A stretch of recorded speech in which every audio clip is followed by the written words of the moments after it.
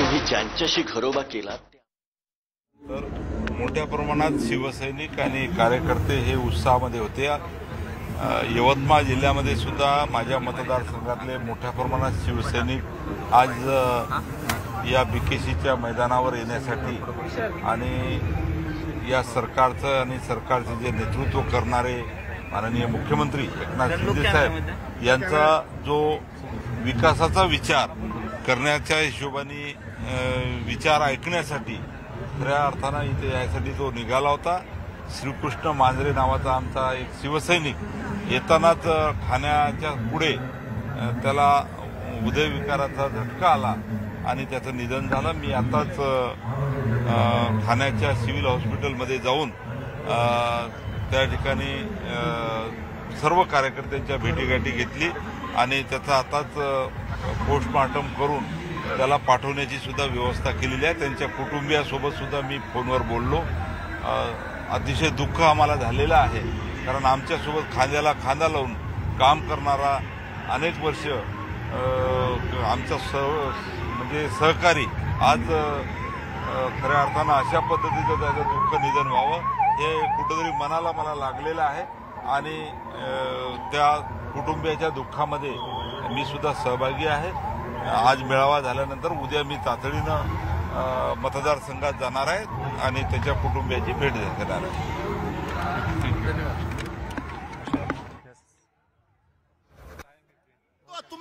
पुढे पालघरमध्ये गेली आणि पालघरमध्ये 2.5 वर्ष पूर्वी झाला तो अब्दुल सत्तार सांगतो की बाळासाहेबांचे विचार आम्हाला पुढे न्यायचे आहेत, आम्हाला हिंदुत्वाचे विचार पुढे न्यायचे आहेत। तो अब्दुल सत्तार तिथं पालघरच्या हॉटेलवर आला, त्याच्यासोबत भुमरे होते, संदीपान भुमरे होते, शंभूराजे होते। मी थोडं विचारात पडलो की आज काय गद्दारी कुणी केली, गद्दारी कुणी केली, गद्दारी तुम्हीच केली।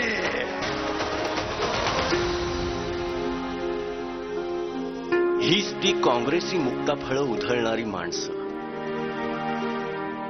यांच्यासोबतच्या भकास आघाडीसाठी बाळासाहेबांच्या विचारांना अडगळीत टाकायचं। कट्टर शिवसैनिक मुळात जन्मालाच येतो तो ह्या विचारांच्या विरोधात। धूर्त कोल्हा आणि लबाड लांडग्यांच्या कळपात चालणारा वाघ पाहून बाळासाहेब धर्मवीर आनंद दिघे साहेबांना म्हणाले असते, आनंद, अरे हेच का ते माझे वाघ जे मला हिंदू हृदय सम्राट म्हणायचे। मी ह्यांना सैनिक म्हणालो, आनंद तू ह्यांच्यावर हिंदुत्वाचे संस्कार केलेस। बाळासाहेबांच्या एका इशाऱ्यावर जीव द्यायला, केसेस अंगावर घ्यायला, डोकी फोडायला आणि डोकी फोडून घ्यायला तयार असणाऱ्या सैनिकाला अस्वस्थ बाळासाहेब दिसले नसतील। हिंदू धर्मीयांचा, स्वातंत्र्यवीर सावरकरांचा कायम दुस्वास करणारे पुढे चालतील आणि मागून शिवसैनिक त्यांच्यासाठी घोषणा देतील।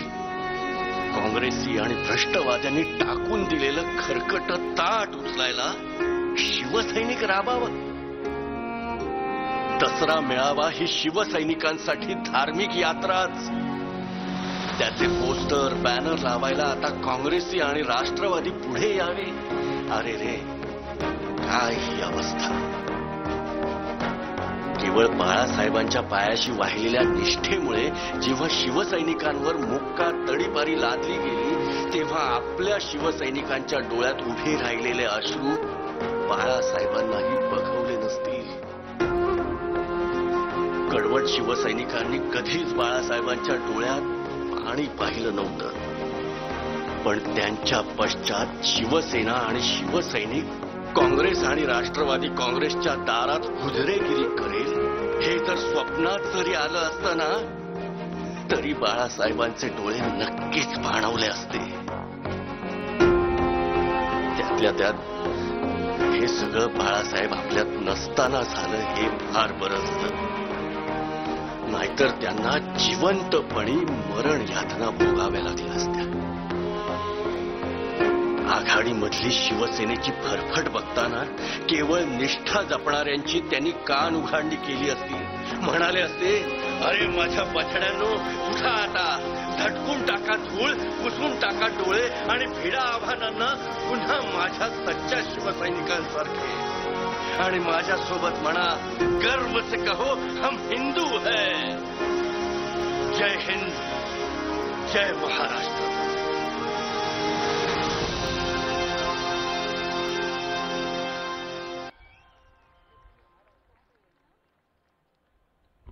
सगळ्यांना याचं उत्तर मिळालं असेल.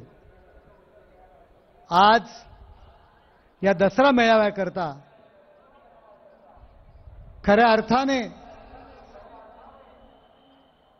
शिंदे साहेबांना ज्यांनी घडवलं, ज्यांनी बनवलं आणि शिवसेनेला गोर गरीब जनतेपर्यंत त्यांच्या मनावरती पोचवली, ते धर्मवीर आनंद दिघे साहेब यांची भगिनी ते सुद्धा पळाले अशी चर्चा झाली.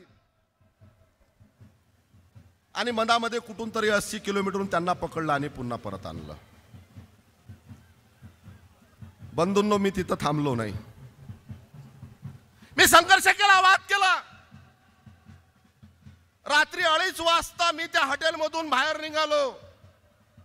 माझ्या माग जवळपास 100 ते 150 पोलिसांचा ताफा होता.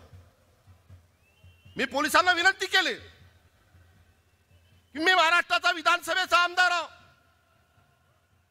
आपण मला अडवता कशाला?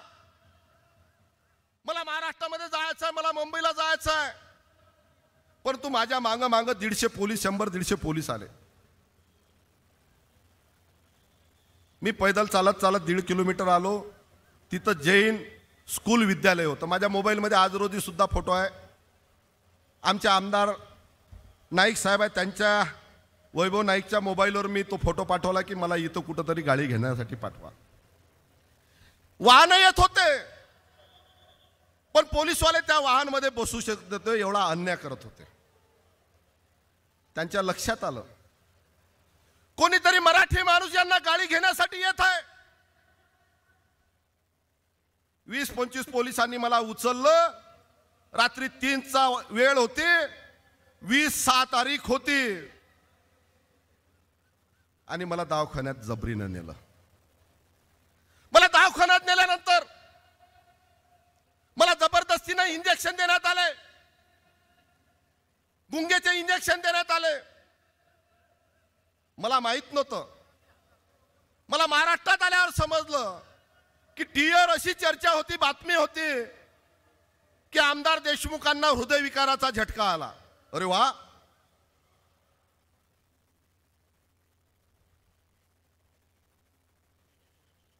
नंतर संध्याकाळी गुवाहाटीला निघालो. दवाखान्यातून मी कसा गेलो, काय गेलो, गुवाहाटीला निघालो. ज्यावेळेस सत्ता स्थापन झाली त्यावेळेस मुख्यमंत्र्यांचं भाषण ऐकलं की